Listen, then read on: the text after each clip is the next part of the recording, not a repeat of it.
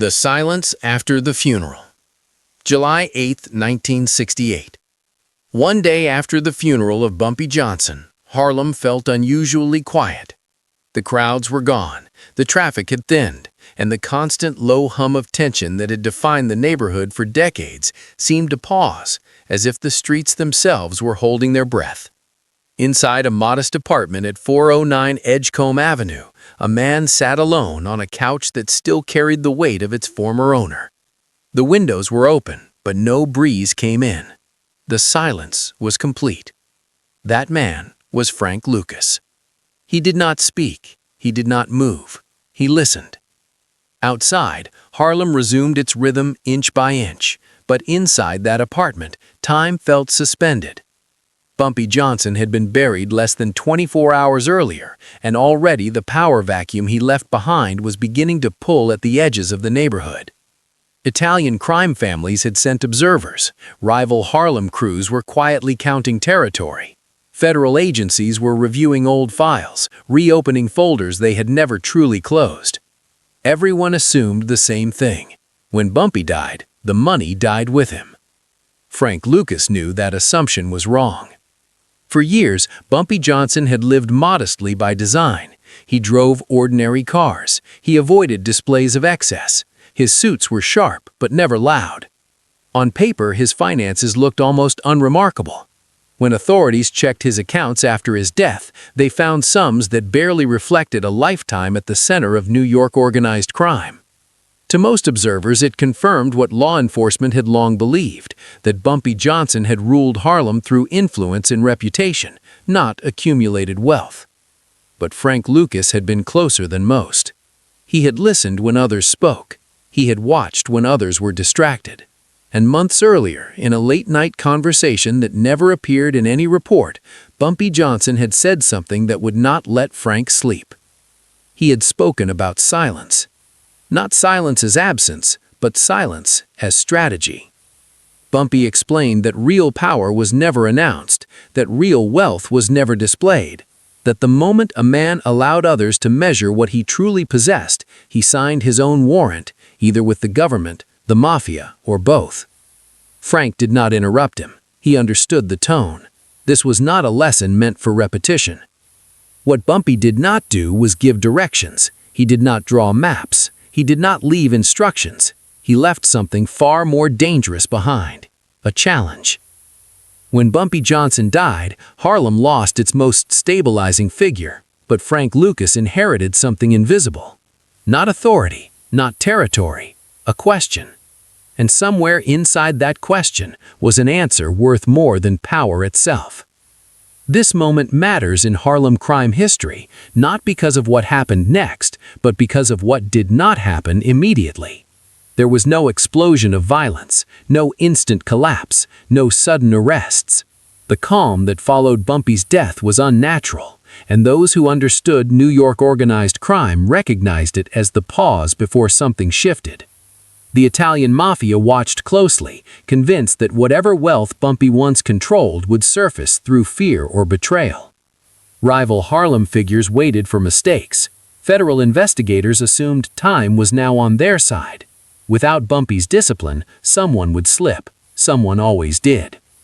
Frank Lucas did not slip. Instead, he stayed invisible. This is where the Frank Lucas true story separates from rumor. He did not rush to claim power. He did not announce ambition. He did not seek permission. He remained quiet, understanding that silence itself was a form of protection.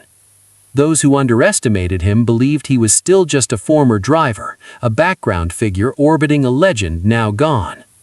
They did not realize he was thinking the way Bumpy had taught him to think.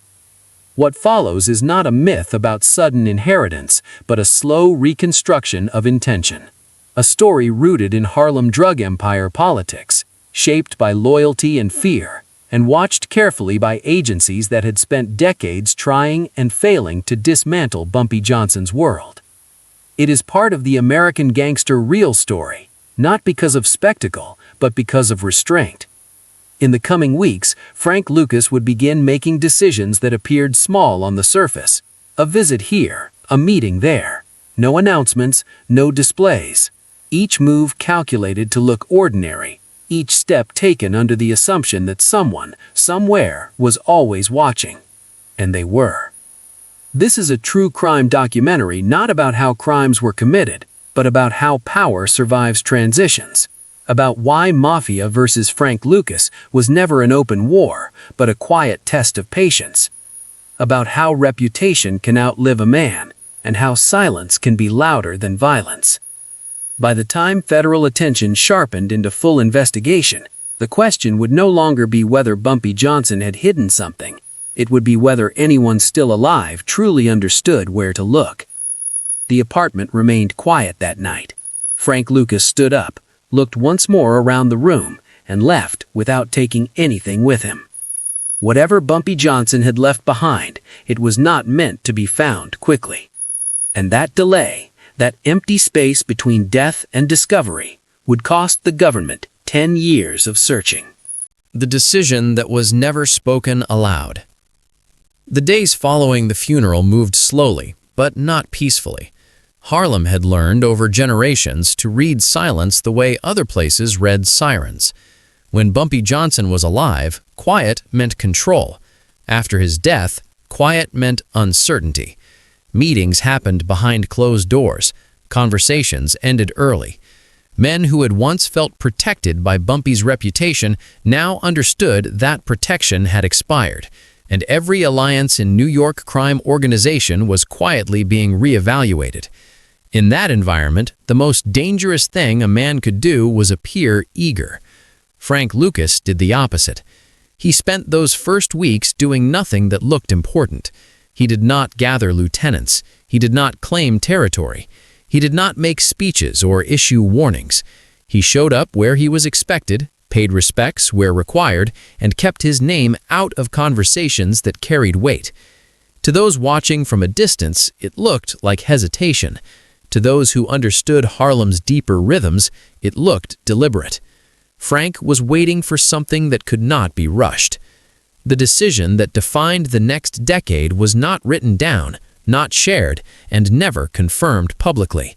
It existed only in Frank's mind, shaped by memory and reinforced by caution. Bumpy Johnson had taught him that power did not belong to the loudest voice in the room, but to the one who understood timing. The lesson was not about ambition, but about restraint. Frank realized that if something significant had been left behind, it would not reveal itself to force or impatience. It would reveal itself only to someone willing to think the way Bumpy had always thought. This is the point where the Bumpy Johnson-Frank Lucas relationship shifted from mentorship to inheritance in principle, not in material terms. Frank stopped asking what Bumpy had owned and began asking how Bumpy had lived. He revisited habits, routines, long-standing choices that others had dismissed as eccentric or sentimental. Bumpy had been careful to blur the line between legitimate community presence and underworld authority, and Frank began to see that those overlaps were intentional, not accidental. Every public-facing decision Bumpy had made carried a secondary purpose that only revealed itself when viewed through patience. Federal agencies, meanwhile, were moving in the opposite direction. Their assumption was simple. Without Bumpy, pressure would expose weakness. Files were reopened, old surveillance notes were re-examined, informants were contacted with renewed urgency. The belief inside law enforcement circles was that any hidden wealth would surface through panic, greed, or betrayal. This assumption would guide years of investigation, and it was built on a misunderstanding of Harlem's internal logic. In Harlem crime history, survival often depended on resisting obvious reactions. Frank Lucas felt that pressure, but did not respond to it. He limited his movements. He adjusted his spending carefully, understanding that sudden change invited attention. He did not rush to convert influence into visibility. Instead, he began visiting places tied to Bumpy's past, not to search openly, but to observe. What he was looking for was not an object, but a pattern. He wanted to understand where Bumpy had felt safest being ordinary. This approach marked the defining act of Frank's early rise, though no one recognized it as such at the time. He decided that whatever Bumpy had protected for decades could not be retrieved through force, negotiation, or luck. It could only be uncovered through alignment, thinking the same way, valuing the same invisibility, and accepting the same risks. That decision would later be misinterpreted as genius or arrogance, depending on who told the story. In reality, it was an act of discipline. Across Harlem, rival figures interpreted Frank's restraint as weakness. Some assumed he would be absorbed by larger forces. Others believed he would disappear entirely. The Italian Mafia, accustomed to overt displays of succession, watched with skepticism. To them, a power vacuum demanded a visible response. Frank's refusal to play that role created confusion, and confusion slowed aggression. That delay mattered more than any threat.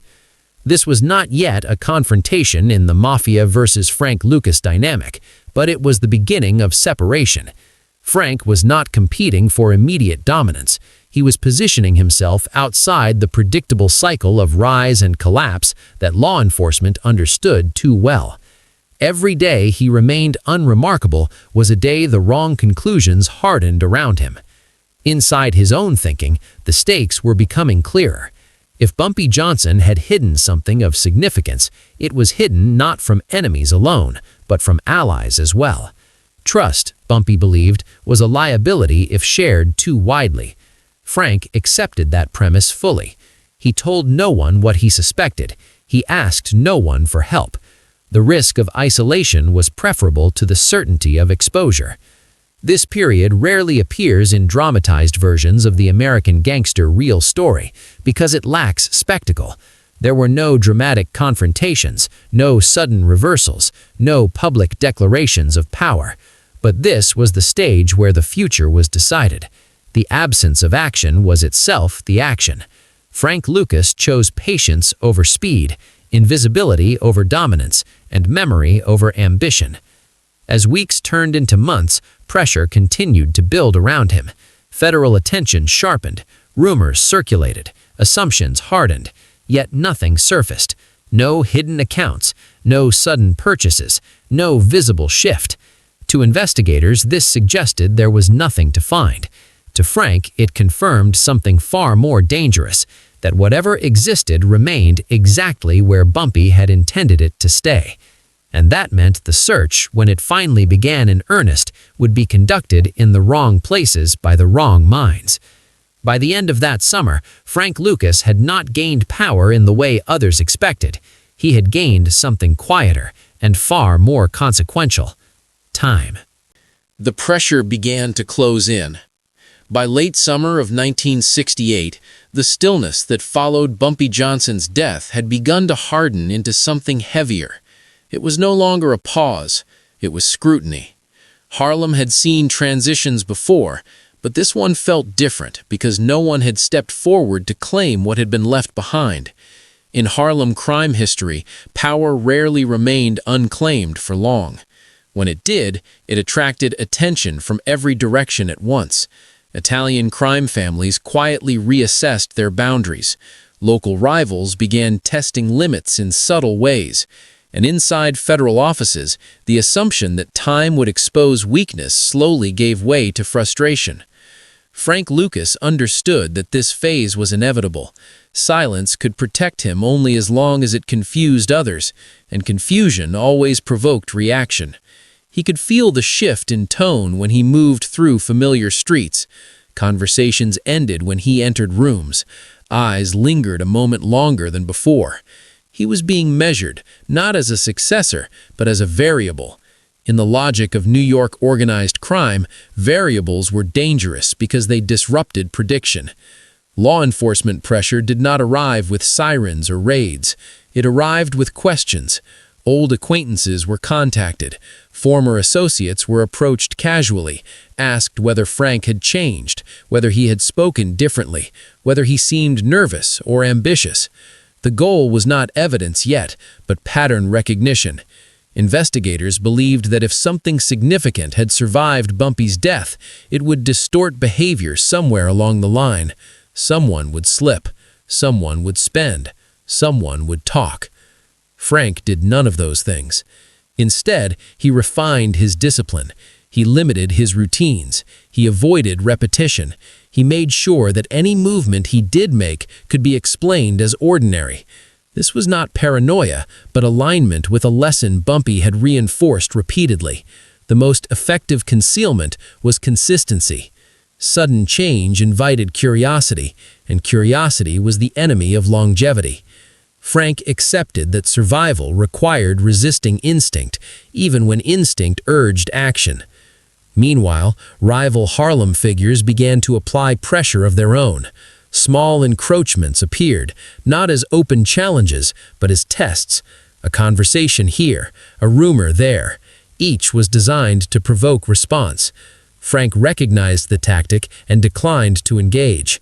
His refusal to react created uncertainty, and uncertainty slowed escalation. In the unspoken calculus of Mafia versus Frank Lucas, this restraint altered expectations. He was not behaving like a man scrambling to secure inheritance. He was behaving like someone who did not need to. Federal agencies misread this restraint. To them, Frank's lack of visible activity suggested limited capacity.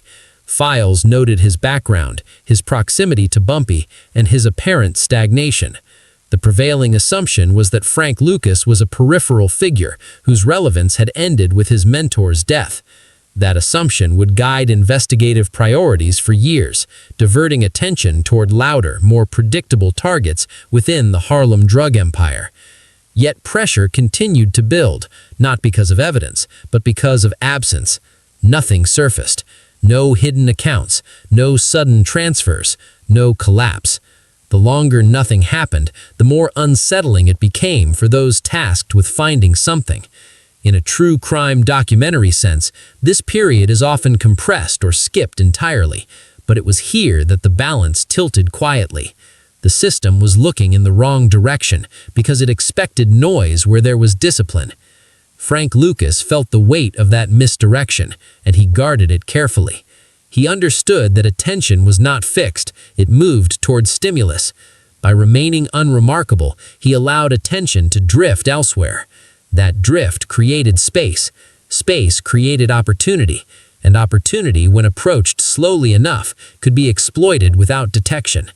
Psychologically, this phase demanded more control than any future confrontation would. It required resisting ego at a moment when recognition felt overdue. It required accepting invisibility in a culture where visibility was often equated with power.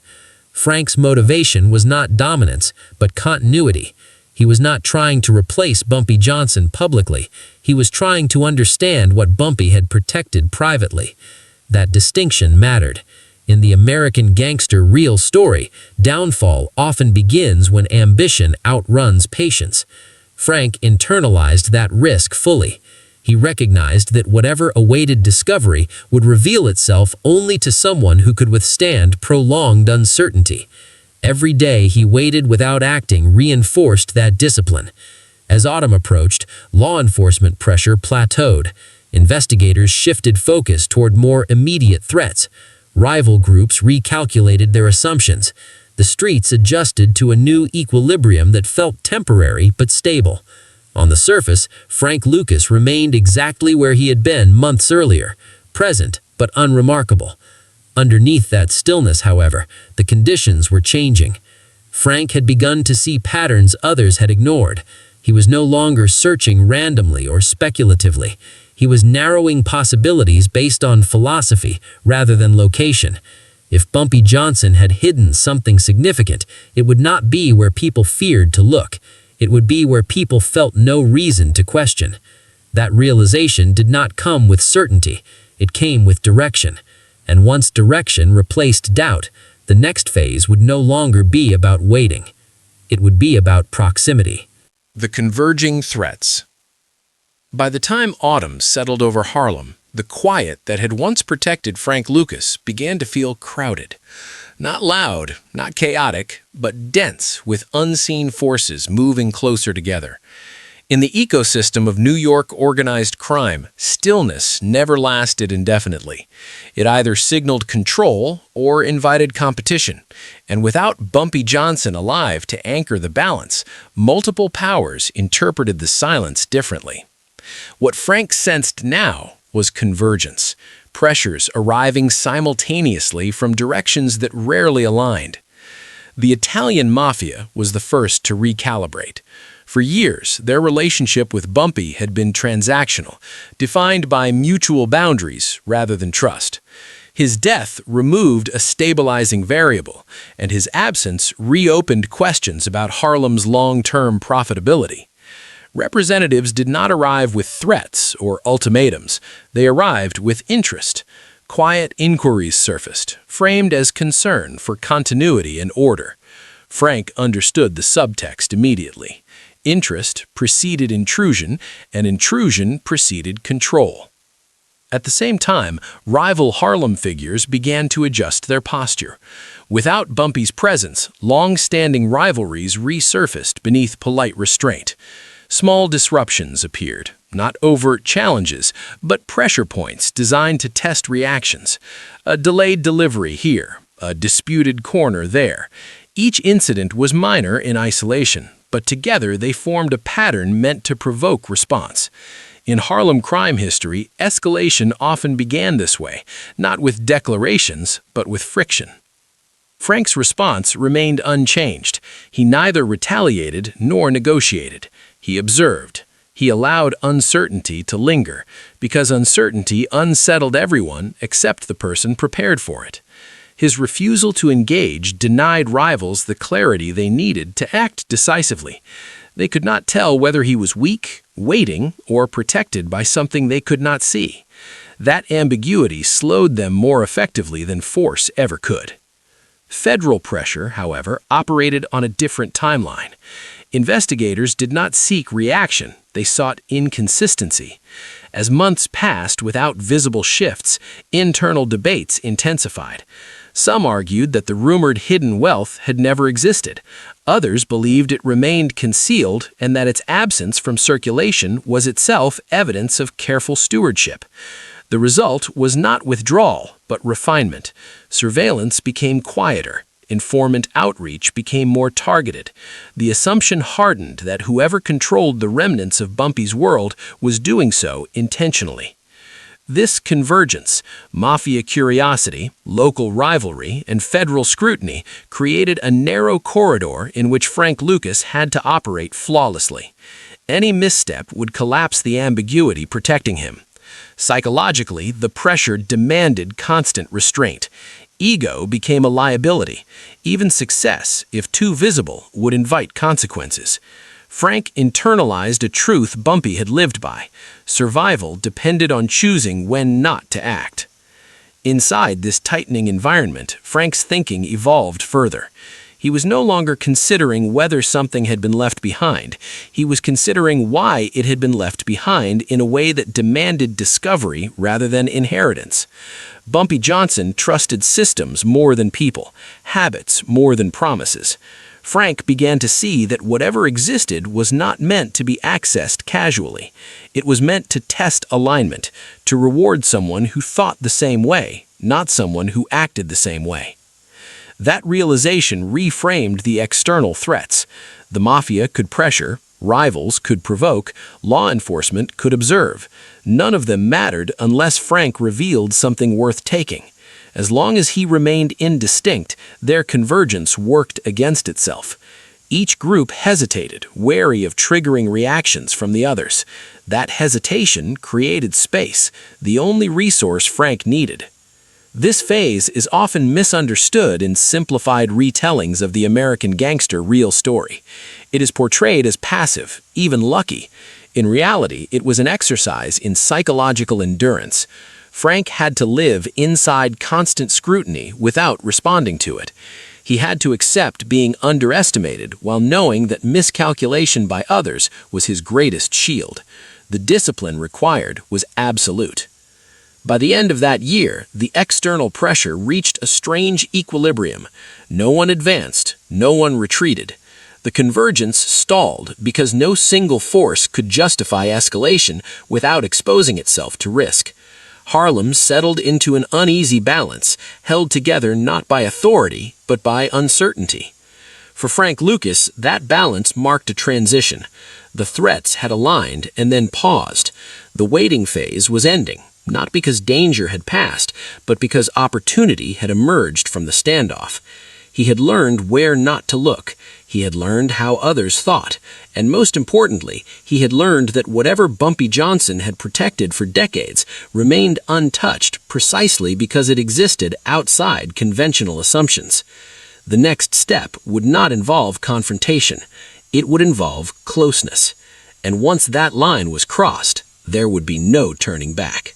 Silence, fear, and the weight of knowing. By the time winter arrived, Frank Lucas was no longer waiting for clarity. He was carrying it. The convergence of pressure had done something unexpected. It had sharpened his understanding rather than forced his hand. While others measured power through territory and visibility, Frank had come to see power as endurance, the ability to remain unchanged while everything around you strained to provoke movement. That discipline, learned quietly and tested daily, became the defining feature of his psychology during this period.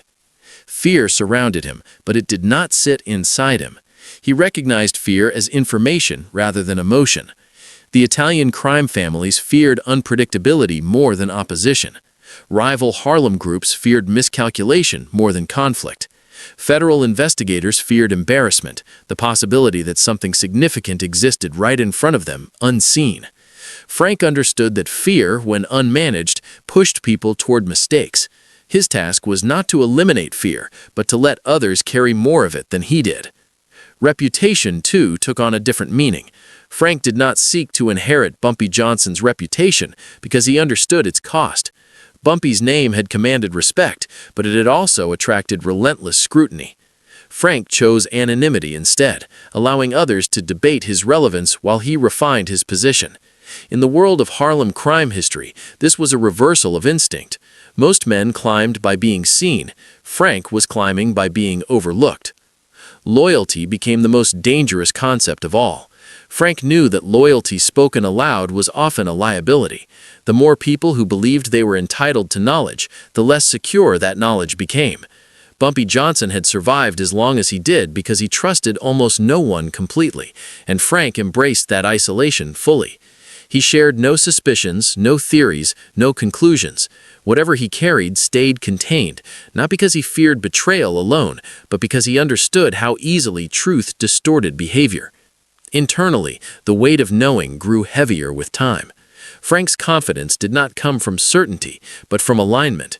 He believed he was thinking correctly, even if he could not yet prove it. That belief demanded restraint stronger than ambition.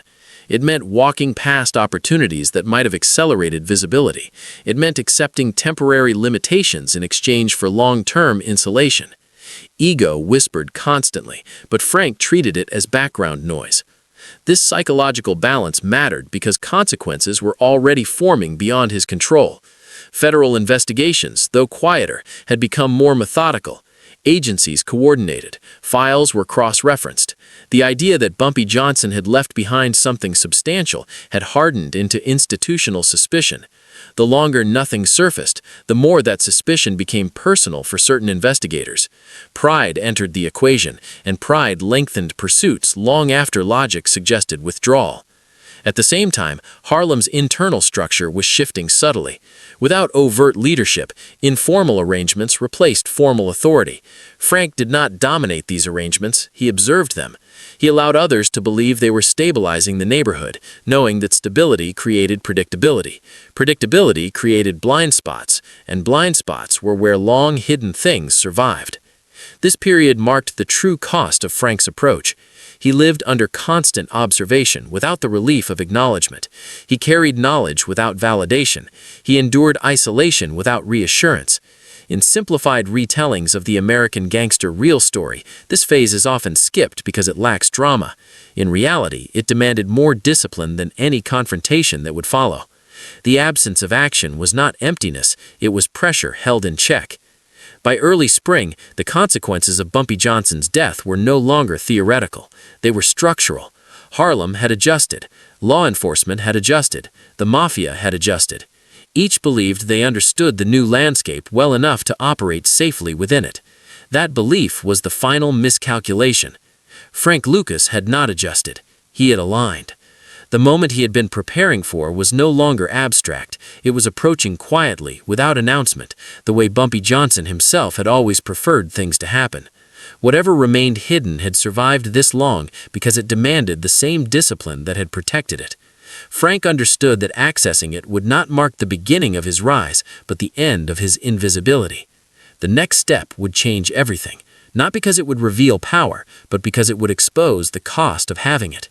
And once that cost was paid, there would be no return to silence. Aftermath, legacy, and the cost of being unseen. When the silence finally broke, it did not do so with noise or spectacle. There was no public revelation, no sudden announcement that confirmed suspicions whispered for years. Instead, the consequences of Frank Lucas's alignment with Bumpy Johnson's philosophy unfolded gradually, almost invisibly, in ways that were difficult to trace back to a single moment. That was precisely the point. Whatever Bumpy Johnson had left behind was never meant to rewrite Harlem overnight.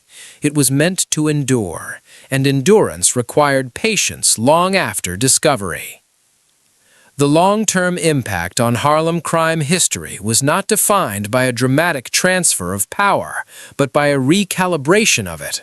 Frank Lucas's rise did not resemble a takeover. It resembled a quiet expansion that blended into existing structures until it was no longer distinguishable from them. Law enforcement agencies, conditioned to look for disruption as evidence of wrongdoing, struggled to isolate cause and effect. The absence of chaos was misread as absence of control. That misreading shaped years of investigative strategy, delaying responses that might have come sooner under different assumptions. For federal authorities, the search that followed became a lesson in institutional limitation. The belief that every secret left a trail proved false when confronted with discipline sustained over decades. Investigators retraced steps repeatedly, convinced that persistence alone would reveal what intellect had not. Files accumulated, leads expired, careers advanced and ended without resolution.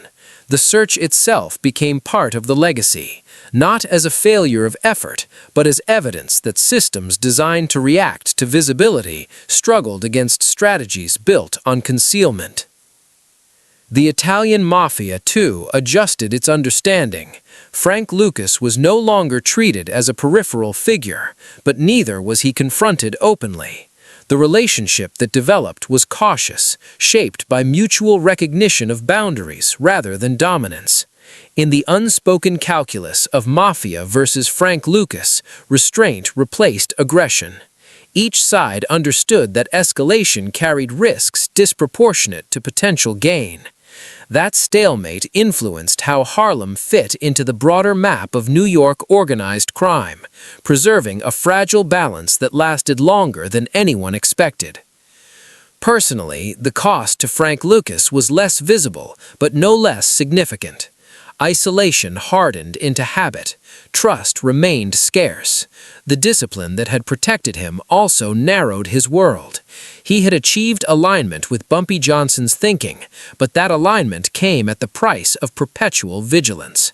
Success did not bring relief. It brought responsibility. To remain unseen, to avoid excess, to resist the very recognition that others associated with power. In that sense, Frank inherited not wealth alone, but a way of living defined by constraint. This dimension is often overlooked in simplified versions of the American gangster real story, which focus on outcomes rather than endurance. Frank Lucas's longevity was not accidental. It was the product of lessons learned too well to abandon. When mistakes eventually came, they were not rooted in ignorance, but in the human limits of restraint. Even discipline sustained long enough carries fatigue, and fatigue, when paired with ego, extracts its own price. Harlem itself absorbed these shifts quietly. Neighborhood dynamics changed, not through visible domination, but through altered expectations. The lesson that endured was not about criminal success, but about perception. Power that announced itself attracted resistance. Power that remained ambiguous shaped behavior without confrontation. That understanding influenced a generation of operators who watched closely and adjusted accordingly. In the end, the legacy of Bumpy Johnson and Frank Lucas is not best measured in money, territory, or notoriety. It is measured in how thoroughly they disrupted assumptions.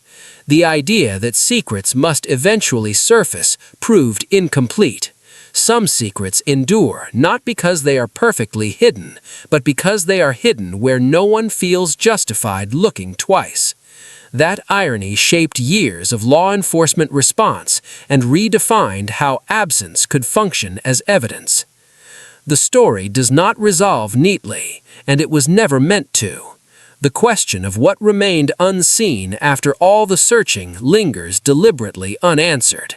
That uncertainty is the final inheritance, a reminder that power, when exercised through restraint rather than display, leaves fewer footprints than history prefers to follow. And perhaps that is the enduring lesson. Not that silence guarantees safety, or that invisibility ensures victory, but that the greatest cost of being unseen is living forever inside the discipline that made it possible.